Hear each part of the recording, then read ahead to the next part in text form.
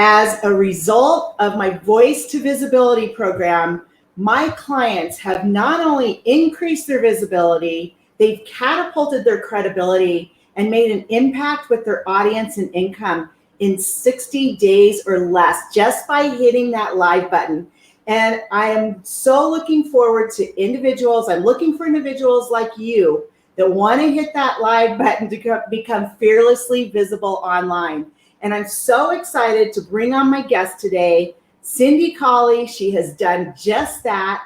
And we are going to learn more from Cindy. And hello, Cindy. Thank you for joining me today.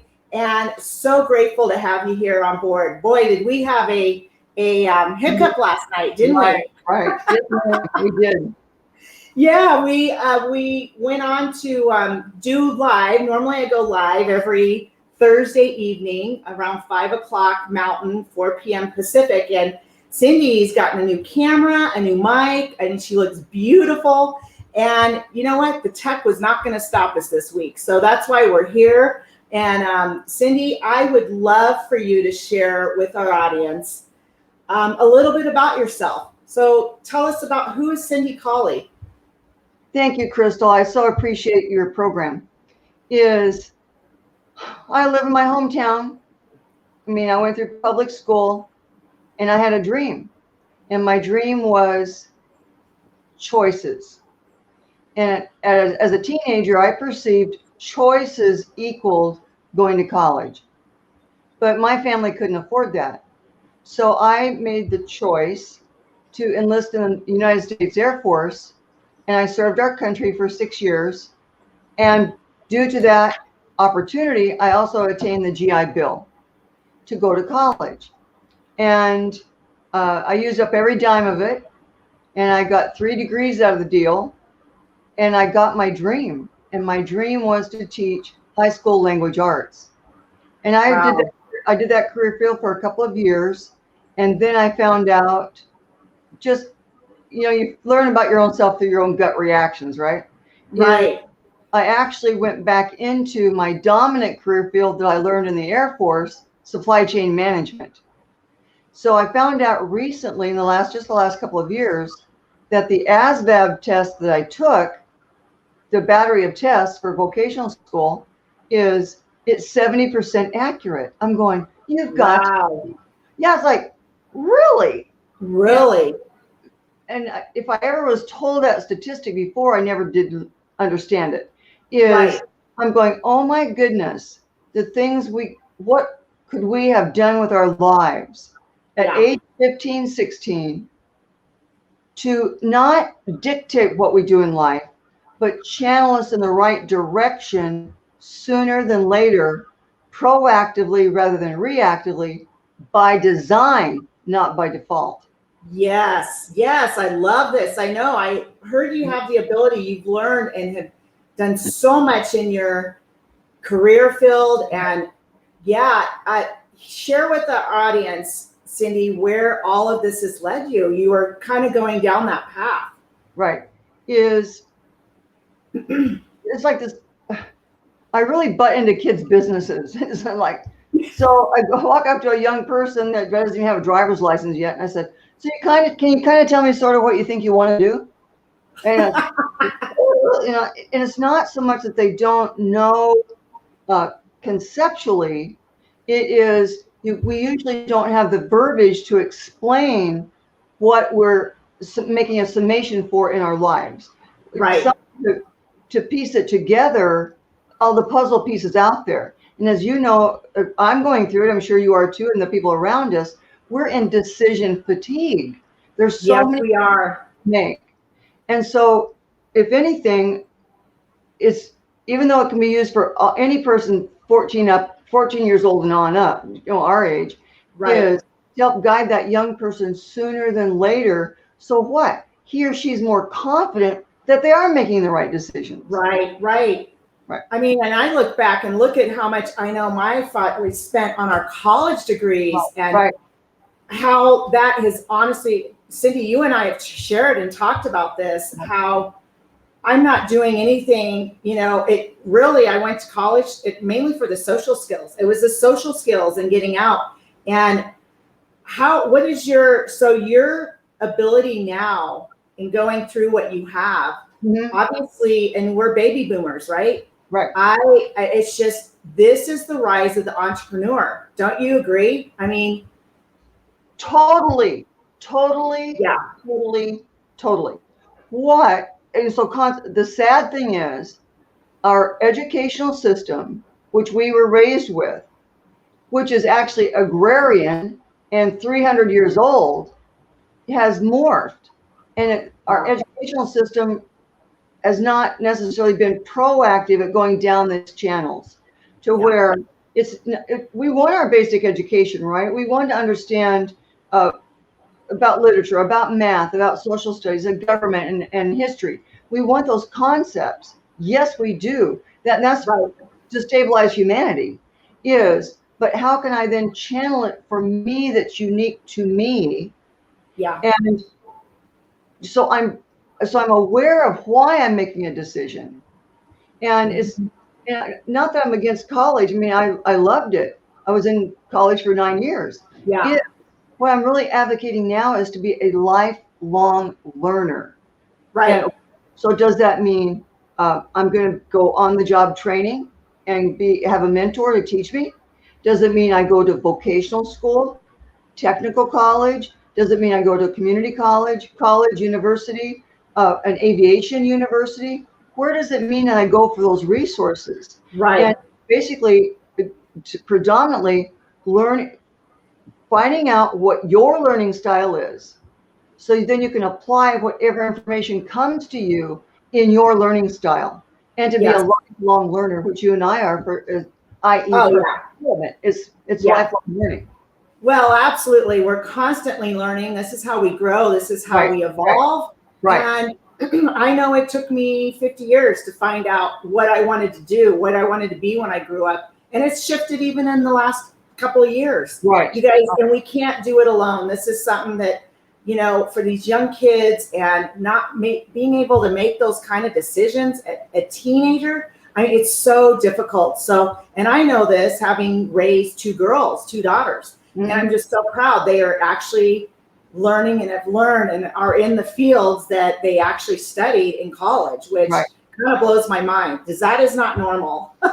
So I would love for you, Cindy, to share maybe 3 tips that you have for our audience on what it is that you do, in helping people decide in their career, their dominant fields. And you have so many gifts and it's so many great stories, Cindy. And I know you guys stay tuned because Cindy and I will be on the Coaching Forge. We're doing a summit, and I will put the link below in the comments once we do this live. You guys, it'll be August 26th. Yeah, we're about a month away. But stay tuned. We're going to be bringing on other guests so you can hear from them, and it's free. So make sure you click on the link so you can hear. So I would love for you to share maybe 3 tips that you have for our audience today, Cindy. Thank you, Crystal. These are just broad brush strokes, even though the Collie method goes into deeper, but just 3 major points. It's to collect, create, and convey. Here's an example of what I'm talking about in regards to collection. Let's just imagine that there's 5,000 career fields on the planet. Okay, 5,000. Okay, let's narrow them down. Okay, to at least 500, right? Or 100. How about 4 dozen? How about 2 dozen? How about a dozen? Okay, so we're going to go through a couple of different assessments. They're out there, public domain, just to clarify things.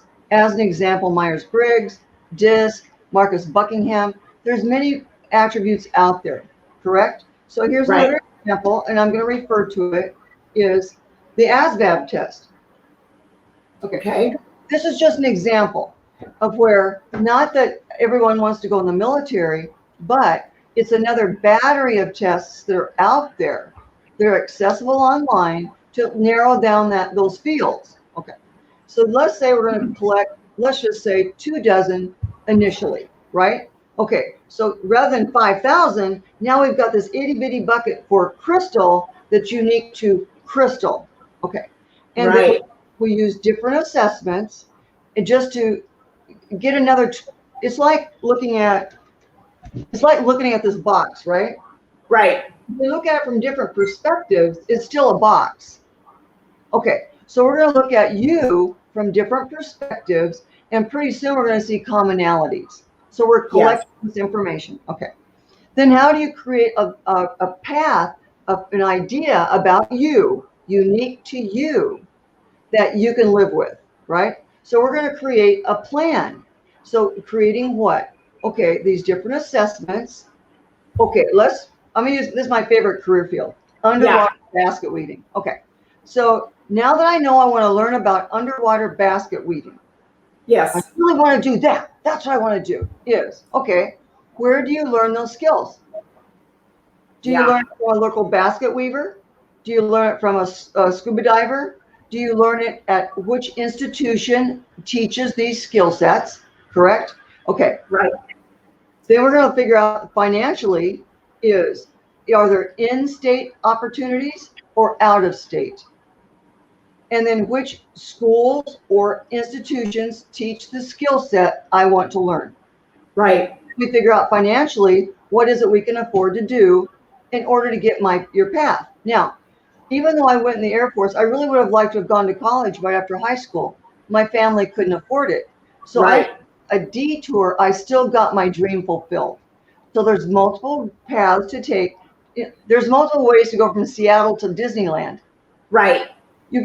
So maybe I took another path to get to Disneyland to get my dream, but there's multiple paths to get there. So there's really no wrong path. It's just for what is in your path, in your journey, in order to get to your dream.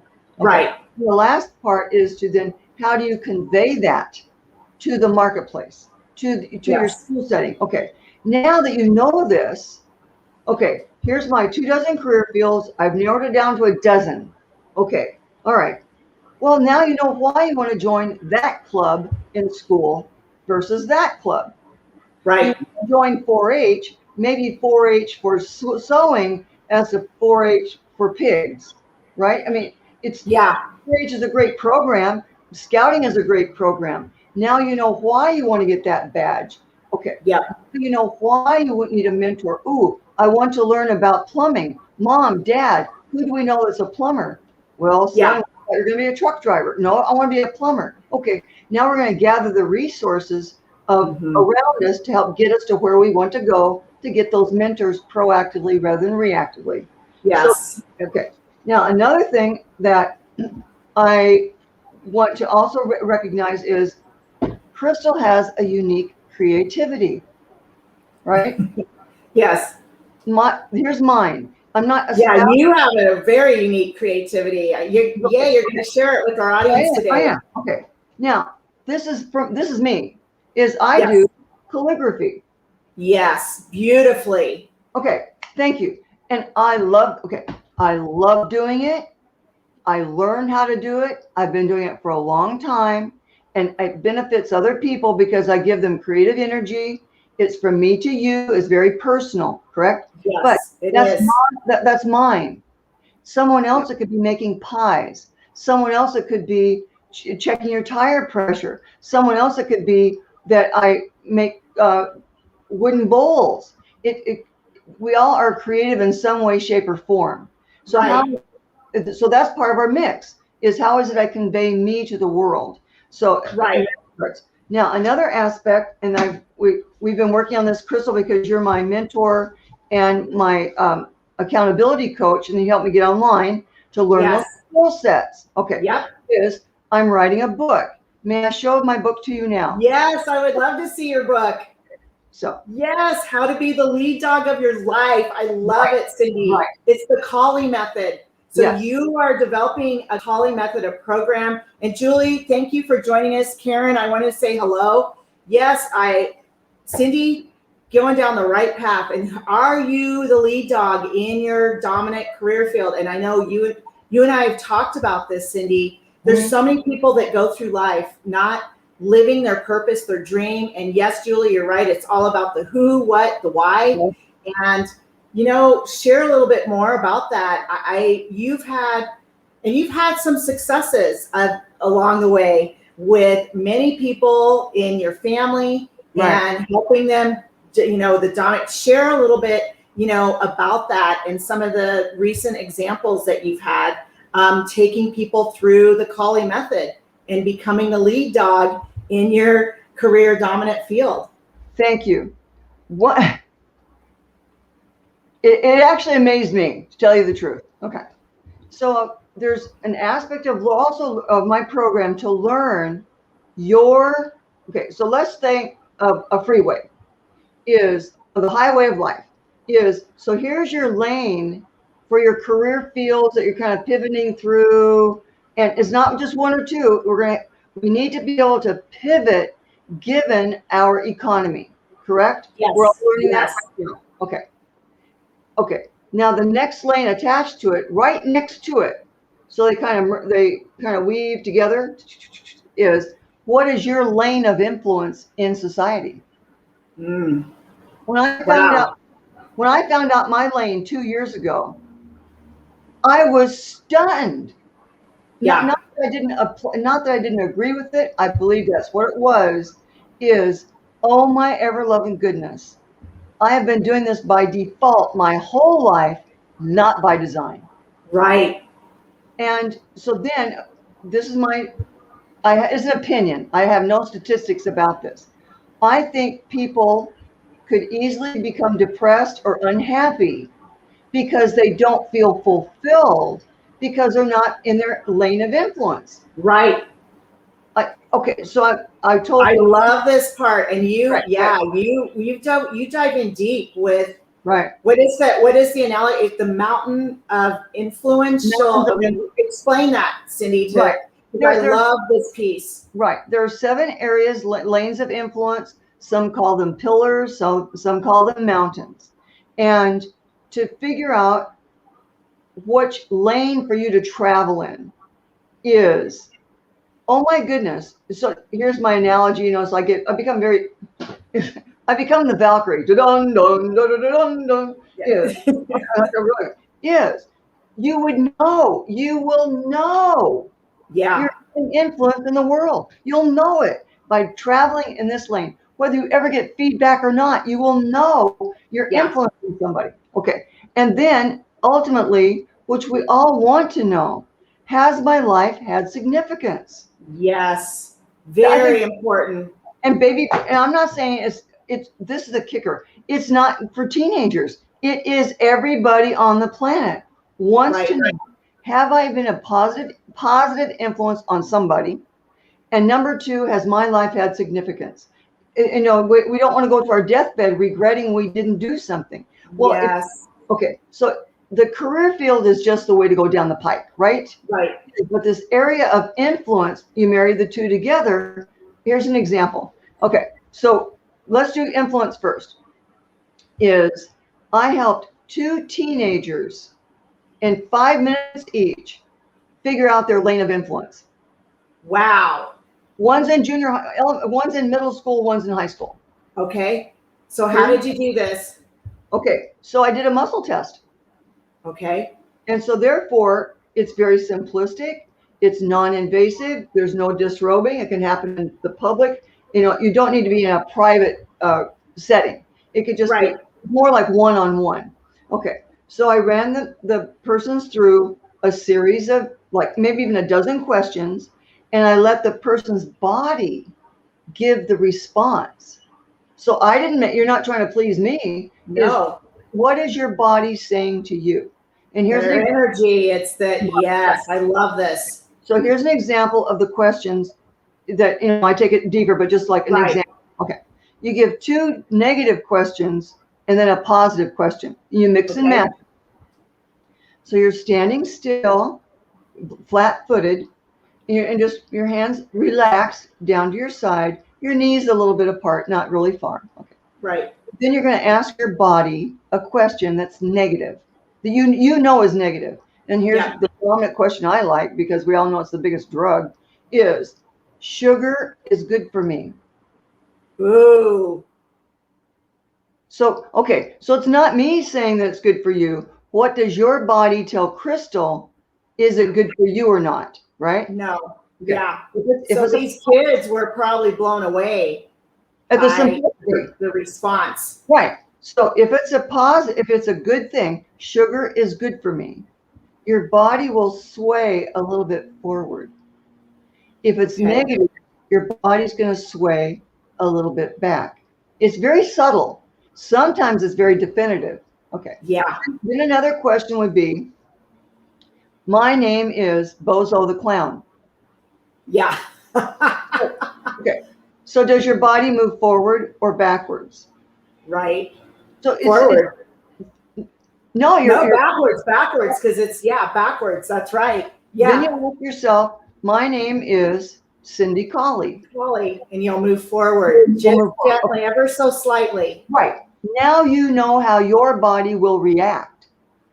Okay. Mm. Then I ask 7 questions, forward and backwards, in regards to the lane of influence. And then Right. your own body is going to tell you 1, 2, or 3. Then we do the second set of questions. No, we ask the body again. Right. For the most part, a person will have 1 dominant one, maybe 2, rarely 3. Okay. So as an example, let's say your lane of influence is family. Okay. Yeah. Okay.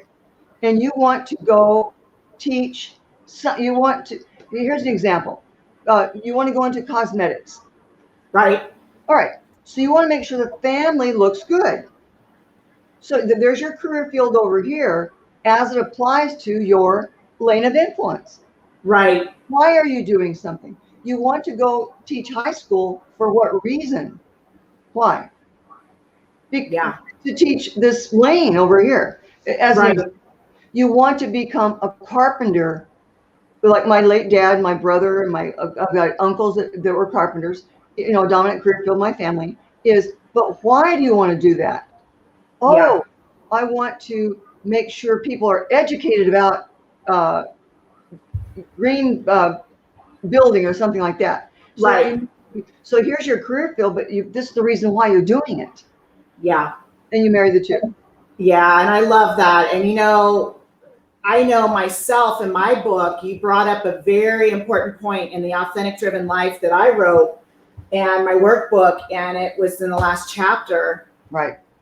Am I leaving this planet making a difference and being in significance, and have I been in my lane? And I know it's taken me many years, many mentors to find my unique gifts. And I love, nothing lights me up more, Cindy, than when you discover, and when I have these, influential people on and we hit that live button, and you guys, somebody is waiting for you, and you never know, Cindy, as you know, you never know who's watching you. They may not comment or like on Facebook, and there's so much noise going on. And this is something you and I have discussed so often, so many times, and it's just really being authentically you, speaking from the heart, and getting your message out. And we all have a story, and we're not going to dive into it today. We will another time, because Cindy has so much knowledge, so much influential, and this, I love the power, this influential and the mountain of influence that you've done. And I just want to say, how do we find out more about you? And I'm going to have you on again before we do the Coaching Forge Summit. And so much to learn from Cindy Collie. And I want to thank you for being my guest today. And you know what? Tech did not stop us. Didn't get in the way. We figured it out. And you know what? For everyone out there, Zoom settings on your mic and on your camera is completely different than StreamYard. It's different. And you definitely each time have to go step by step, and then the browser, and we didn't let it get in our way. We didn't even though it got really late last night, it was like a little too late. That's why we're on live today. And I was bound and determined to get you on before you head into work. Cindy, I so appreciate you. How do we find out more about you? How do we find out more? Thank you. First of all, I want to honor the person that I learned about the mountains of influence. I want to be honorable to my mentor. Yes. Johnny Enlow, Enlow. Johnny Enlow. I want to honor him. And then to find out more about the Collie method is, I'm on Facebook groups, The Collie Method, Collie. Yes, love it. Any parting words for our audience before we go about our day? I just wanted to say thank you for joining us. Thank you, Julie. Thank you, Karen. If you're watching the replay, do hashtag replay. Reach out to us. Reach out to me. I have a special guest next Thursday, Steph Mariani. We're going to dive in deep with her. And man, does she have talked about influential woman in Hawaii and with music and everything. Cindy, I'm so excited to get her message out to the world. And, any parting words you want to share before we wrap it up and head into our day? I came up with this quote. This is my personal quote. I think my first one is, "We have crossed the Rubicon River over to the digital world, and we are not going back." No, we're not. We're not. It's not going to. Now we know that, Hannibal and the elephants, right? We have to go online. We have to have social media presence. And I'm not talking about any one social media, but no longer can we just do things the way things have been done in the past. We need to integrate them with the technology of today and the future. And the sooner the better. And we need to also dovetail into an area of entrepreneurship, which is not necessarily something that we've learned from our systems, but that is one of the areas that I'm going to espouse, pivoting in the Collie method. It's not having a day job. It's not being creative. It is how do you integrate each of these different aspects. And as we well now know, all of us know this, we need to be able to pivot given what is going on around us. No longer can we rely upon only one dominant career field. We have to be able to pivot between 3, 4, or 5. I love that because we need different income streams because you never know what's going on in the world. And yes, there's been many shifts, many changes, and you guys go out there, hit that like button. Let me know, reach out to me if you'd like to be interviewed. I'm looking for people. Denny, I'm going to find you and I'm going to get you on here one day. And Cindy, thank you for being patient and having the patience in working through the tech. And you know what? We're never too old to learn these career fields. We're never too old, right? And then for baby boomers like myself I'll never retire. Never. No. I'm going to have things on my day timer 3 years after I'm back, on the other side of the veil. Is the skill sets we can learn to make but this phase of our lives, whichever phase it's in, to be vibrant. Yes.